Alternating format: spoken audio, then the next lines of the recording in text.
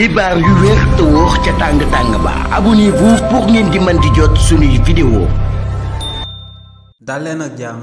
seen chaîne bi di Buzz 221 HD. kii di maître Babacar Ndiaye di ab avocat bu kenn doon présenté ci réew mi di Sénégal daal di féetewoo ci parti bi di Pastef ginnaaw ba kii di Madiambal Diagne di ab personnalité politique bu kenn doon présenté ci réew mi di Sénégal ànd ak ay avocat am tey ci kanam yoonu justice su réew France daal di fay sàkku ngir ñu daal di neenal audition bi nga xam ne moom lañu waroon a daal di amal tey ci jëmmam te li ni mel daal di sabab ñu daal di dàq li ni mel ba le 4 novembre 2025 bi ñu jëm kii di maître Babacar Ndiaye yëkkati na ay kàddu daal di koy jëmale si li ni mel. kii di maître Babacar Ndiaye ne lu leer ba am moom mooy que ne acte bi nga xam ne moom la Madiambal Diagne daal di posé te moom mooy mu daw ci réewu Sénégal daal di dem ci réewu France ba noppi actuellement muy ut dilatoire maanaam di yàggal mbir yi bañ ku ko daal di andi ci réewu Sénégal ne acte boobee du lenn lu dul acte de lâcheté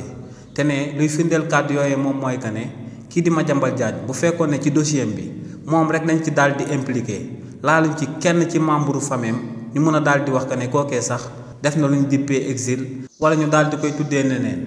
waaye nag ne kii di Madiambal Diagne moom dafa mus a daal di affiché wu que ne akub opposant la bu viril jëmale ko ci régime bu bees bi di daan affiché wu di leen critiquer 24 heures sur 24 te ne ci waxtu boobee ndekete yoo kookee di Madiambal Diagne moom mi doon songu régime bi ay loxoom setut te ne li ni mel waa CENTIF ci Sénégal ñoom ñoo ko daal di wone nee nag ci mbir moomee lu ci garaaw moom mooy que ne du Madiambal Diagne kese lañ ci daal di laal waaye ne ay membre famille ci wàllu boppam la kookee di Madiambal Diagne fexe ñu daal di leen di condamné ci réewu Sénégal te muy jabaram ak ñaari doomam